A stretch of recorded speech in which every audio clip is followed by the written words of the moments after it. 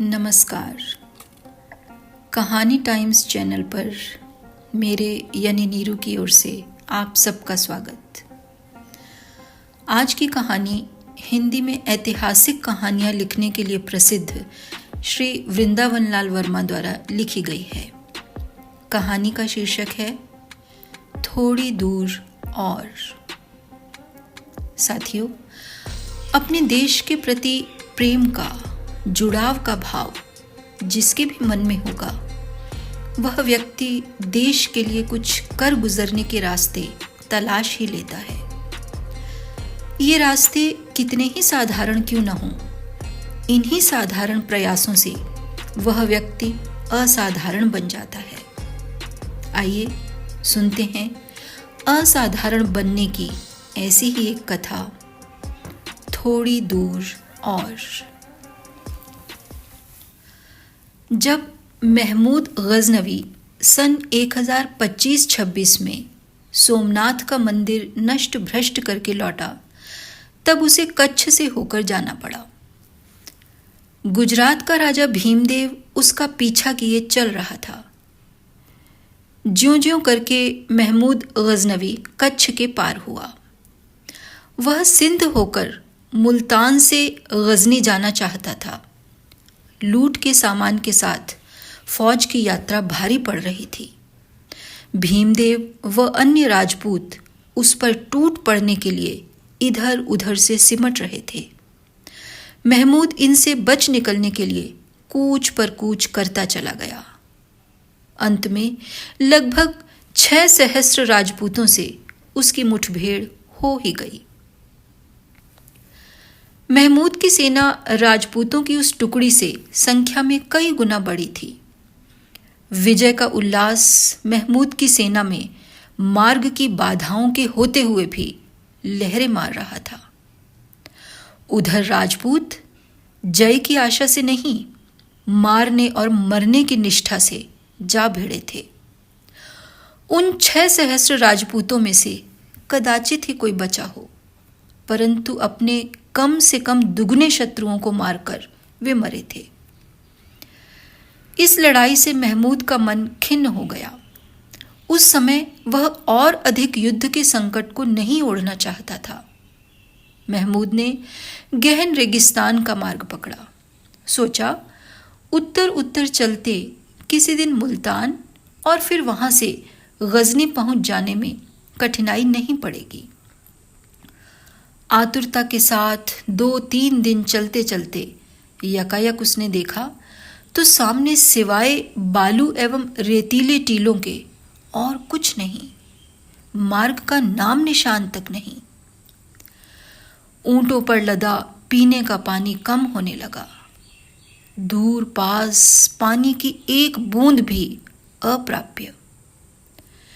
राजपूतों के संकट से पार हुए तो रेगिस्तान की यह प्राण घातिन विभीषिका चारों ओर। वहां रेतीले टीलों के पीछे छाग यानी बकरे की खालों में पानी पीठ पर कसे 2 ग्रामीण उसकी छावनी में आए। अधनंगे, बिल्कुल फटे हाल। उनके पास पानी देखकर महमूद के सिपाहियों को ढाढ़स मिला। उनसे पूछा, कौन हो, कहाँ के हो? उत्तर मिला, हिंदू हैं, एक गांव के रहने वाले। पानी कहाँ से लाए? आगे जरा दूर से। कहाँ है पानी, कितनी दूर? सुल्तान को बतलावेंगे। चलो उनके पास, इनाम मिलेगा। सिपाही उन दोनों को महमूद के पास ले गए। महमूद ने इनाम का वचन दिया। वे दोनों महमूद की सेना के मार्ग प्रदर्शक बने।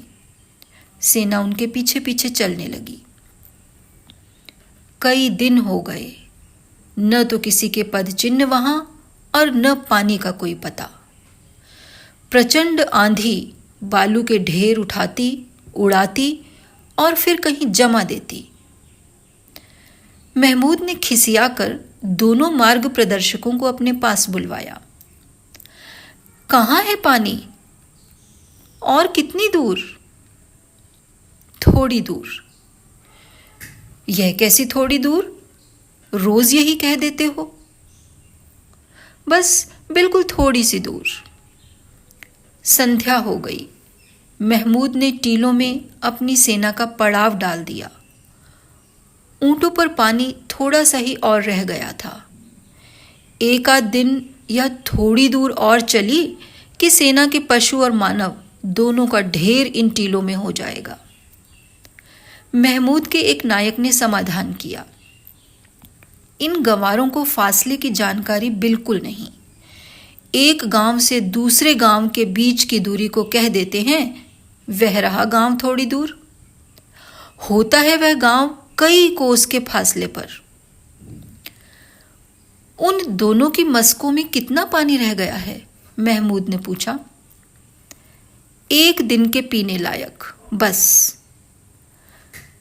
तब तो कल के बाद पानी के पास पहुंच जाएंगे।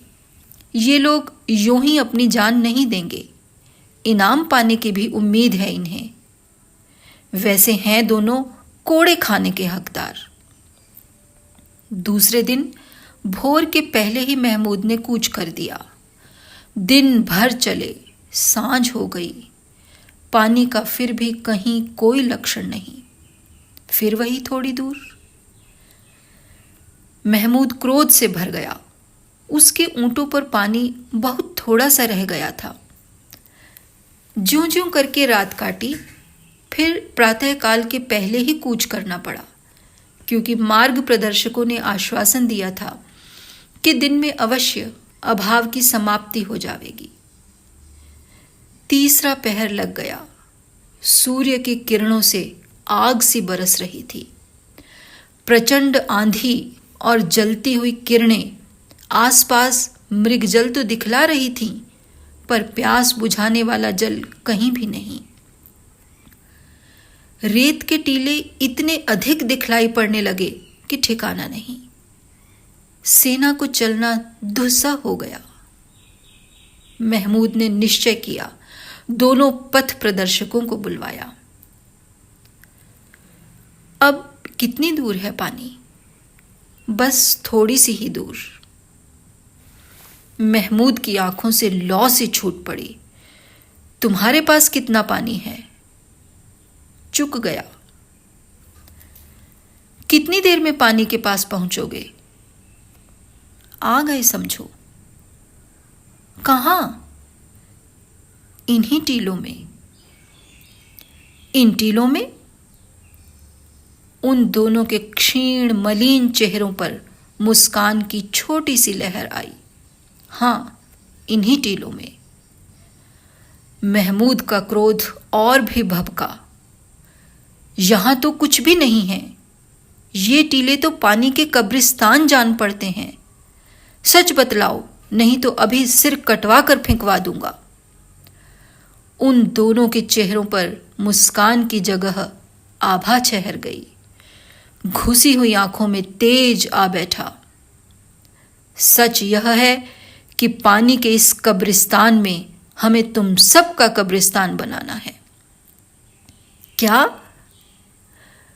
बिल्कुल यही है। तुम हमारे देश का नाश करने आए हो, हम तुम्हें मिटा कर रहेंगे। अभी मार दो इन दोनों को, महमूद तड़पा। मार दो? हमने अपने देश को जिंदा रहने का मार्ग दिखलाया। मरने से हमें जो कुछ मिलेगा वह तुम सोच ही नहीं सकते। मरने के समय उन दोनों के चेहरों पर आभा सदा के लिए आ बैठी। महमूद चला गया। अनेक कठिनाइयों के उपरांत उसे मुल्तान का मार्ग मिल गया था, और उन दोनों ने जो मार्ग दिखलाया उससे इतिहास धन्य हो गया। धन्यवाद। आशा है आपको यह कहानी पसंद आई होगी। ऐसी ही और कहानियाँ सुनने के लिए हमारे चैनल को सब्सक्राइब करना न भूलें। नमस्कार।